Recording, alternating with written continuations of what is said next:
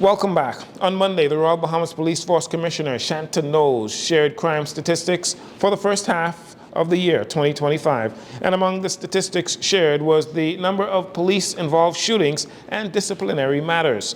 Between January and June 2025, the number of police-involved shootings remained steady at 4, matching the figure from the same period in 2024.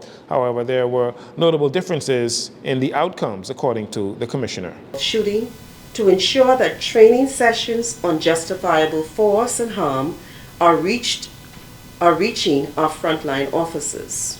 Thus far for the year, for the first 6 months that is, the force recorded 4 incidents of police-involved shooting, resulting in 1 death and 3 non-fatal injuries. According to the police data, all 4 shootings this year occurred either on New Providence or Grand Bahama. 1 suspect died while 3 others were injured. The police department is also facing public scrutiny over officer behavior. Commissioner Knowles said some 158 complaints were lodged in the first half of 2025, 91 from civilians, 64 from internal police sources, and 3 tied to corruption. There were 91 complaints against police officers made by civilians. 85 of them remain under investigation. Additionally, there were 67 internal cases, of which 47 remain under investigation. As we move into the second half of the year, we expect to see more of these cases adjudicated as we have added to our tribunal courts. The commissioner reaffirmed the police force's commitment to internal integrity, transparency, and winning over public trust. A woman was reportedly sexually assaulted on Monday in the Gladstone Road area. Police say sometime around 3 a.m. the woman was walking on Soldier Road when she accepted a ride from a man she did not know. He drove her to an area on Gladstone Road and sexually assaulted her.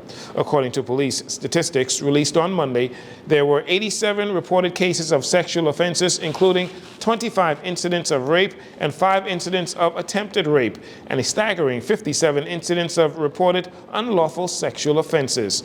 Despite the high number, it is a reduction from the 2024 numbers that saw 125 sexual offenses reported last year in the first half. Today is World Day Against Trafficking in Persons. The United Nations says in 2022, some 162 nationalities were trafficked to 128 different countries. The Bahamas has had to deal with that challenge as well, as people continue to be trafficked through the archipelago, largely seeking to reach the United States. But there has been some success as the Bahamas maintains a Tier 1 status in the United States 2024 TIP report, which highlighted the Bahamas' efforts in investigating and prosecuting suspected traffickers. Global stats reveal that 70% of those investigated, prosecuted, and convicted for trafficking in persons in 2022 were men, and that African victims were most widely trafficked. They were the most widely trafficked group, accounting for some 31% of cross-border trafficking flows.